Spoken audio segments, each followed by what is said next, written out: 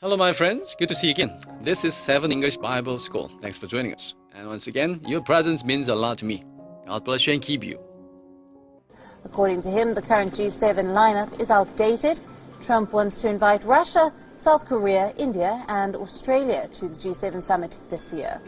Britain accuses Russia of orchestrating a chemical weapons attack on British streets and says that Moscow was behind it. That is something Russia furiously denies, but Russia is angry about those accusations, and so there does seem to be little way that Russia can rejoin the G7. But changing the membership structure is trickier. The G7 can be expanded only if all members unanimously ratify such a proposal. The United Kingdom, the European Union and Canada have already ruled out Russia's effectively 5 out of 7 nations have opposed Trump. An expanded G7 has long been a demand of the emerging world. While the member nations agree in principle that this expansion, they are divided over who should get a seat at the G7 table. Donald Trump has made his intentions clear. According to him, the current G7 lineup is outdated. Trump wants to invite Russia, South Korea, India and Australia to the G7 summit this year. As the G7 president for 2020, the guest list is entirely Trump's prerogative. But changing the membership structure is trickier.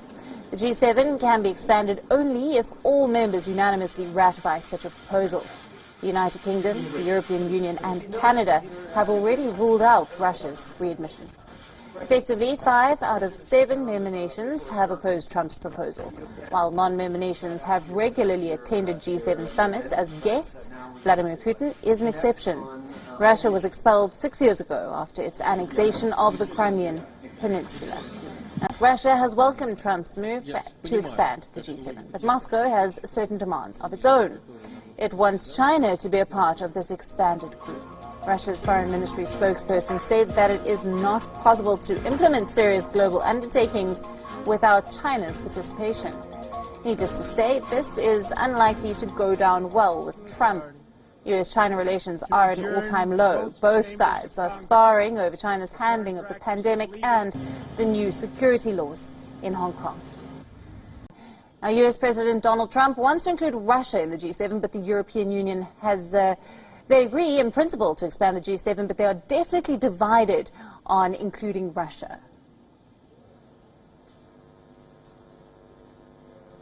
Yes, exactly as you say. Already Britain and Canada coming out and saying they would absolutely refuse to allow Russia back in. Of course, Russia's relations with many of the G7 members have just got worse since 2014, as you say. Take the Salisbury poisonings in the UK, the so-called Skripal affair. Britain accuses Russia of orchestrating a chemical weapons attack on British streets and says that Moscow was behind it. That is something Russia furiously denies, but Russia is angry about those accusations, and so there does seem to be little way that Russia can rejoin the G7. As when it comes to Trump's specific announcement that he wants these countries to come to the upcoming summit, Russia had a cool response saying they'd wait for more information, with some politicians suggesting that some of the G7 countries simply hated Russia, so unsure whether Russia should join anyway. But look, make no mistake, I think if President Putin had a real offer to go back to the G7 table, he would be over the moon, because it would put Russia back